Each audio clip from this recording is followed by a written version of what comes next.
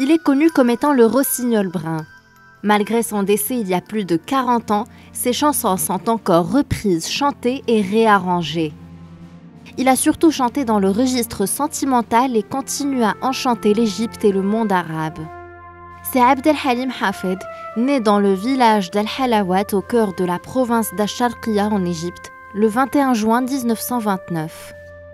Il a présenté ses premières chansons au début des années 50.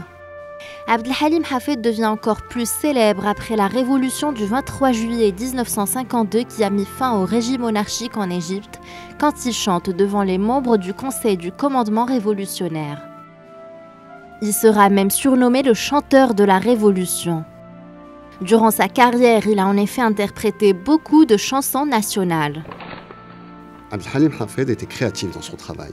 Par sa mélodie et son interprétation, il avait pu innover un style que l'on ne connaissait pas à l'époque, se créant ainsi un espace artistique unique qui fascina petits et grands. Abd el-Halim Hafed a également fait de ses chansons des éloges au président Gamal Abdel Nasser, avant de chanter devant Anwar el-Sadat, le successeur d'Abdel Nasser.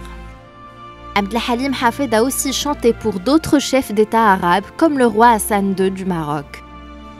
Mais ses relations avec ses contemporains n'ont pas toujours été au beau fixe, à l'image de ses rapports avec Kulthum.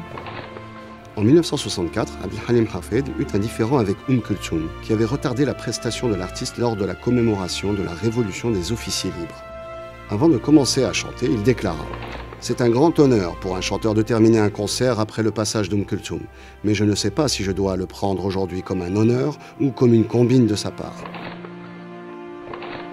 Les tensions entre Kulthum et Abd el-Halim Hafed auraient pu marquer la fin de la carrière du rossignol brun. À la commémoration de la révolution des officiers libres en 1965, Abd el-Halim Hafed fut empêché de chanter à cause de ce qui s'était passé avec Kulthum. Mais 2 jours avant, Jamal Abdel Nasser organisa une cérémonie à Alexandrie et invita Abd el-Halim Hafed à l'animer. Après la défaite des armées arabes en 1967 contre Israël, Abd el-Halim Hafed interprète une dizaine de chansons rattachées à la guerre. Il y a notamment la chanson Ahlif Bisamaha que l'artiste s'est engagé à chanter dans tous ses concerts jusqu'à la libération du Sinaï. Il a ensuite donné un concert à Londres devant 8000 personnes versant la totalité de ses entrées à l'armée égyptienne. Abd el-Halim vécut des périodes politiques importantes telles que la guerre avec Israël, la crise de Suez et la guerre des 6 jours. Il lui revint d'avoir documenté cette période tumultueuse avec ses chansons nationales intemporelles qui fédérèrent le peuple égyptien. Le 30 mars 1977, Abd el-Halim Hafed a quitté ce monde après avoir longuement souffert de schistosomiase.